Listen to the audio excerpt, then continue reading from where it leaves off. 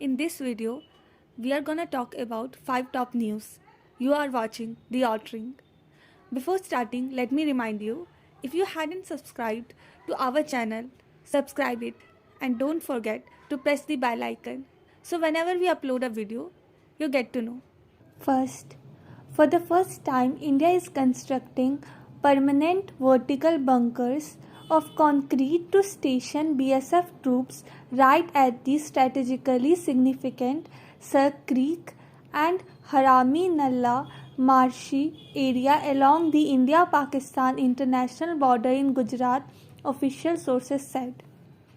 The Union Home Ministry has sanctioned a Rs 50 crore fund for the construction of 8 multi-storied bunkers cum observation posts in this area along the Bhuj sector in view of the constant infiltration of Pakistani fishermen and fishing boats in the area, the sources told PTI. Sar Creek is a 98-kilometer disputed territory between India and Pakistan in the Run of Kutch marshlands, which open up into the Arabian Sea, dividing the Kutch region of Gujarat and the Sindh province of Pakistan. Second, terming India's G20 presidency a very big deal, External Affairs Minister S. Jaishankar has said the country has taken up the responsibility to host the meetings of the powerful grouping at a time when there is great economic stress on the global supply chains and strong political polarization in the world. India formally assumed the G20 presidency on December 1. The next G20 leaders summit at the level of heads of state/government is scheduled to be held on September 9 and 10 in New Delhi. External Affairs Minister S. Jaishankar said India will ensure that it emerges as a voice for societies and countries that would otherwise get left behind and not have somebody else to speak for them. Third, to create an archive on the principal founder of the Banaras Hindu University, Mahamana Madan Mohan Malviya, a professor of history at the university, Banaras Hindu University, BHU, Dhruv Singh, along with his 2 assistants, traversed the country over nearly a decade to give shape to their labor of love.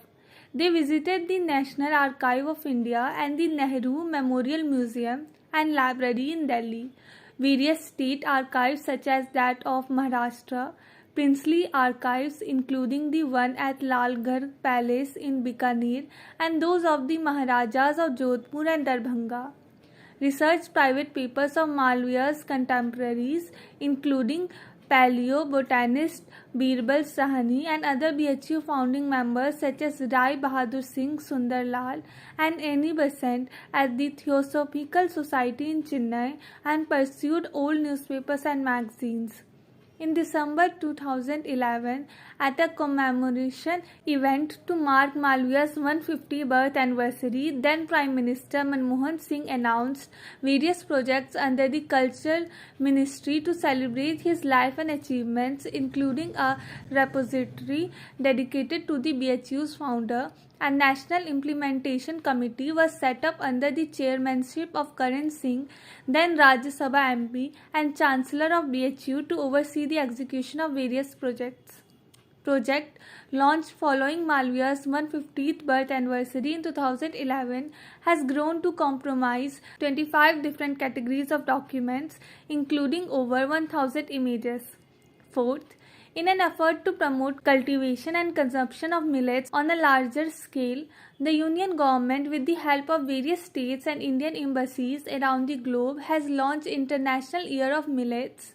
On January 1, 2023, Union ministries, states and Indian embassies have been allocated a focused month each in 2023 to promote millets as part of IYM. In January, Union Ministry of Sports and Youth Affairs and Chhattisgarh, Mizoram and Rajasthan governments will conduct events and activities for IYM.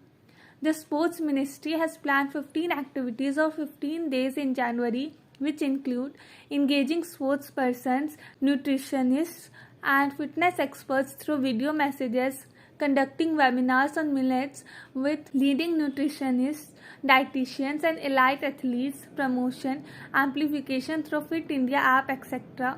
The government said in a release, Ministry of Food Processing Industries will organize millet fair cum exhibitions in Andhra Pradesh, Bihar and Madhya Pradesh in this month, and the Food Safety and Standards Authority of India FSSAI will organize Eat Right meals in Punjab, Kerala and Tamil Nadu.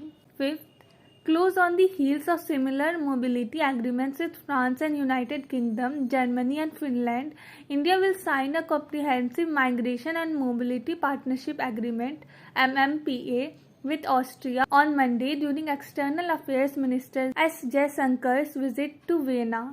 While India has been keen to finalize these agreements with European countries as a stepping stone to resolving issues over the long-pending Indian-European Union (EU) free trade agreement and facilitating Indian professionals working in these countries, the European countries also see them as a way to curb illegal immigration from India.